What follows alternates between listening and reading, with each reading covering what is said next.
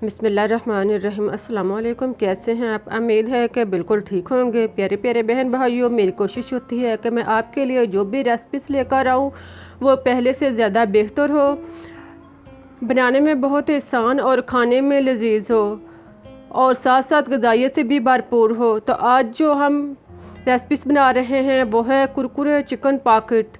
बहुत ही मज़ेदार रेसिपीज़ है। इसमें मैं कुछ टिप्स भी आपसे शेयर करूँगी ताकि आप अपनी रेसिपीज़ को बेहतर तरीके से बना सकें। तो रेसिपी शुरू करने से पहले आप लोगों से दरख्वास्त है कि मेरे चैनल को सब्सक्राइब ज़रूर कर लें और बेल का बटन भी प्रेस कर लें। अब हम चलते हैं आज की रेसिपीज़ की तरफ और मिलकर शुरू करते हैं अपनी रेसिपीज़। इसके लिए एक बाउल लें और इसमें 1 कप चिकन, इसको पहले उबाल लें। चिकन में लहसुन डालकर इसको उबाल लें और फिर इसे रेशेदार कर लें। इसके बाद इसमें प्याज 1 अदद, इसे बारीक काट कर दरमियाने साइज़ का बारीक काट कर इसमें शामिल करें और साथ में टमाटर 1 दरमियाने साइज़ का, इसे काट कर शामिल करें। अगर आपके पास टमाटर नहीं है तो आप इसमें गाजर भी यूज़ कर सकते हैं।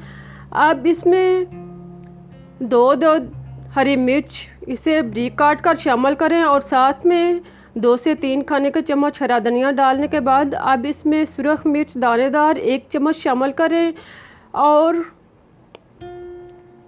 नमक आधा चम्मच शामिल करें। इसके बाद अदरक पाउडर आधा चम्मच शामिल करने के बाद इसको मिक्स कर लें। इन सब को अच्छी तरह मिक्स करने के बाद अब इसमें आधा कप मायोनीज शामिल करें।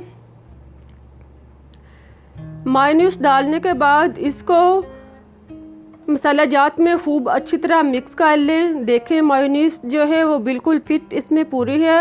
अब इसको एक साइड पर रख दें। अब हमारे पास हैं ब्रेड, हमारे पास 6 अदद ब्रेड साइज हैं, इनके किनारे उतार लें।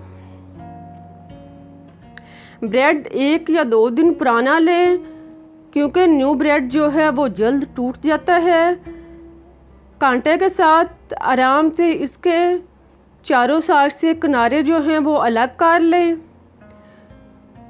किनारे अलग करने के बाद अब इसको ज़ाया मत करें, बल्कि इसका ब्रेड क्रम्स तैयार करके इसके ऊपर लगाएं। इस जो किनारे हैं इसमें ब्रेड क्रम्स तैयार करने के लिए जो एक्स्ट्रा ब्रेड हैं वो भी इसमें शामिल करके ब्रेड क्रम्स तैयार कर लें। अब इसको एक साइड पर रख दें।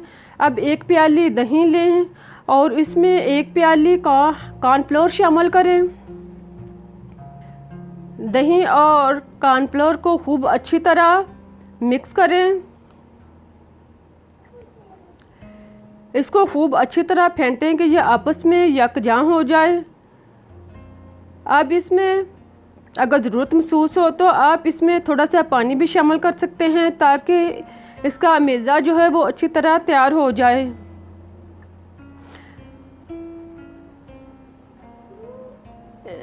दही को खूब अच्छी तरह फेंटने के बाद जब ये इतना पतला यानी इस साइज़ का हो जाए तो इसमें नमक एज़ रिक्वायर्ड या 1 चुटकी शामिल करें और काली मिर्च पीसी हुई आधा चम्मच डालने के बाद इसको इसमें खूब अच्छी तरह मिक्स कर लें। अब ब्रेड जो हमने किनारे उतार के रखे हुए थे 1 ब्रेड स्लाइस लें और इसके ऊपर 2 चम्मच जो अमेज़ा हमने बना के रखा हुआ था वो लगाएं। इसको लगाने के बाद खूब अच्छी तरह इसको चम्मच के साथ चारों साइड पर इसकी सतह को हमवार कर लें। देखें अब इतना ब्रेड के ऊपर अमेज़ा लगाने के बाद अब दूसरा स्लाइस इसके ऊपर रखें और इसको हाथों के साथ आहिस्ता आहिस्ता दबाएं ताकि ये आपस में जो हैं वो खूब अच्छी तरह मिल जाएं। इसी तरह ब्रेड जो हैं वो तैयार कर लें। अब 1 टुकड़ा उठाएं और इसको पहले दही का मेज़ा जो हमने तैयार करके रखा हुआ था इसमें रोल करें और इसके बाद इसको ब्रेड क्रम्स में खूब अच्छी तरह चारों साइड से रोल करें। इसके किनारों को भी खूब अच्छी तरह ब्रेड क्रम्स में रोल करने के बाद एक प्लेट में रख दें। देखें ये कितना मज़ेदार और टेस्टी और प्यारा लग रहा है। अब पैन में ऑयल गरम करें। जब ऑयल खूब अच्छी तरह गरम हो जाए तो इसका शोला जो है नॉर्मल कर दें और फिर इसको ब्रेड जो हमने तैयार करके रखा हुआ है इसमें फ्राई करें। ब्रेड डालने के बाद अब इसको आहिस्ता आहिस्ता अपनी जगह से हरकत दें ताकि ये अपनी जगह से हरकत देने पर अच्छी तरह फ्राई हो जाए और साथ चिपके ना। एक साइड से ब्राउन होने पर इसकी साइड चेंज करें और दूसरी साइड को भी इसी तरह फ्राई करें और साथ साथ इसको आहिस्ता आहिस्ता हरकत देते रहें। जब दोनों साइड से बल्कि चारों साइड से अच्छी तरह किनारे तक ब्राउन हो जाएं, देखें बिल्कुल इस तरह, तो समझे हमारा ब्रेड जो है वो तैयार हो चुका है।